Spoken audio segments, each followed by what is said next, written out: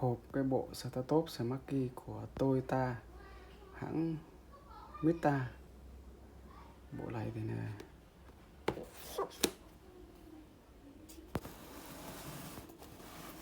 nhìn vòng quanh này.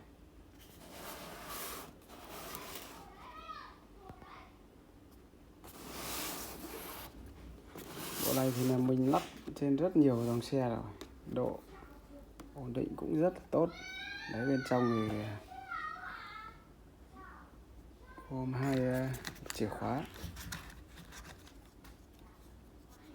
chưa dán logo nha các bạn.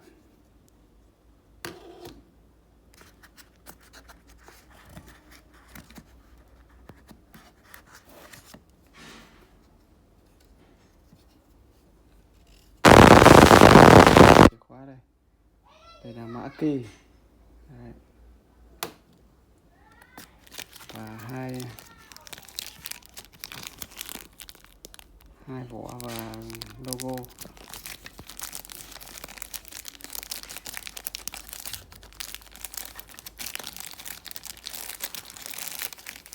Đây là logo của hãng nhé.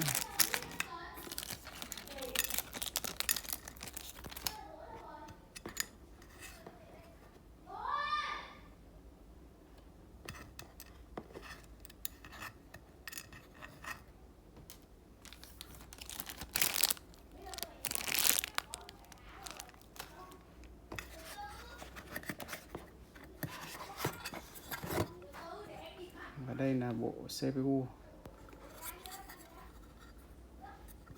Đấy, CPU. Đây là các chế độ gồm có hộp này. Đây là chỉnh các chế độ này. Đây là jack nguồn này. Và bên đây thì có jack điều khiển.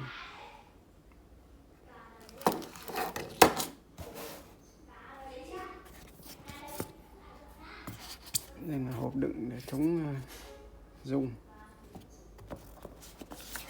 Một quyển hướng dẫn bằng tiếng Anh. Tiếng Anh thì này.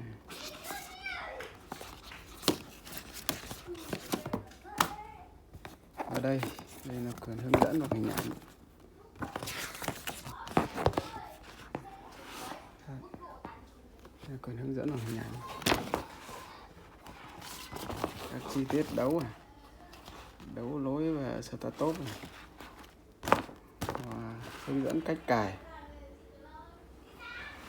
Đấy, quyển hướng dẫn này. Trong nữa bộ dây điều khiển.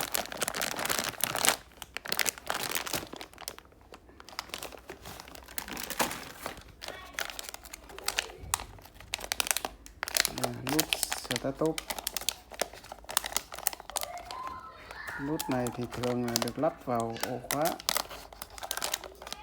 thay ổ khóa cơ.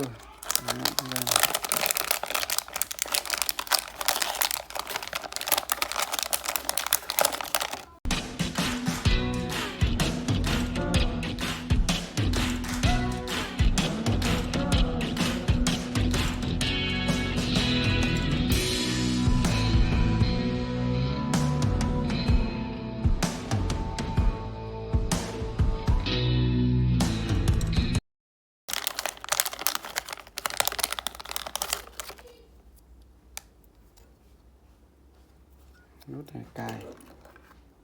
Nút này sẽ cài vào trong này. Đây. Khi mà bắt vào ấy thì mình sẽ bắt vào trong cái nhựa ổ khóa.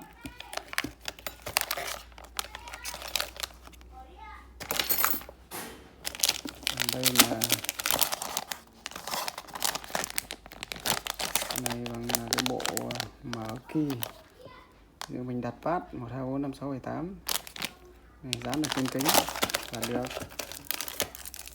Đây có hai chìa của Toyota nhé.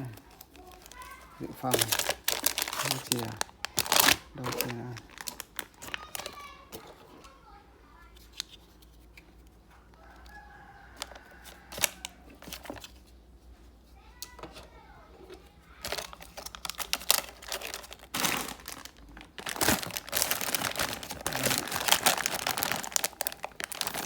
Đây là bộ giác nguồn và các cái cảm biến từ xa này, bộ smart.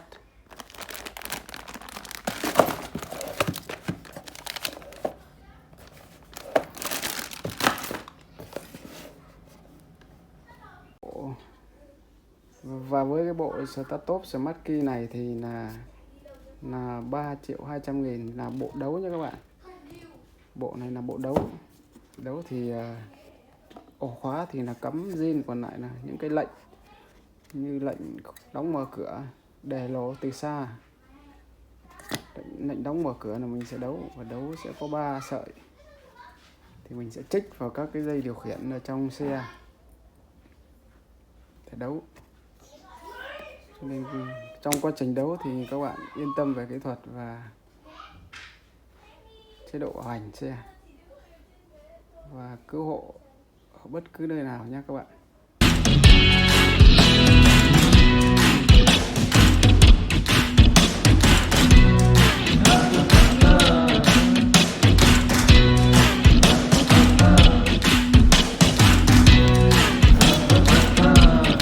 Với cái bộ này thì là dùng riêng cho dòng Toyota, ví dụ Camry, Vios, rồi là Parado các thứ. Với cái bộ này thì là mình sẽ lắp vào bảo hành 2 năm nhé các bạn. Bảo hành 2 năm. 2 năm tại Hà Nội.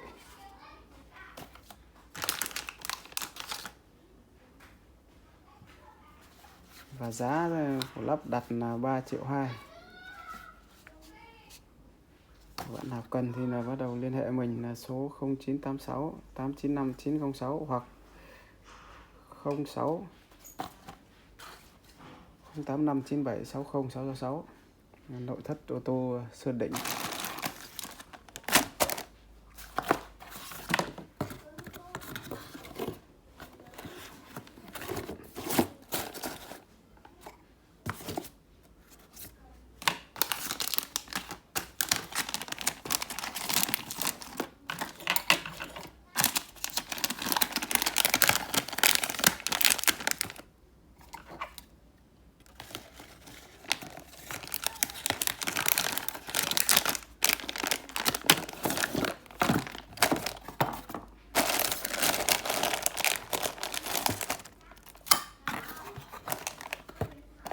Mình địa chỉ tại 128 Trần Hưng Đạo.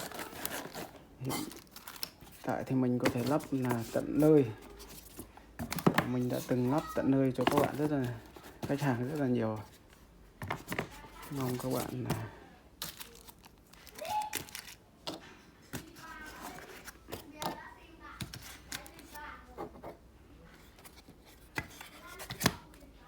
một bộ là tổng là 3.200.000 là nắp hoàn thiện và được bảo hành đổi mới trong vòng 2 năm.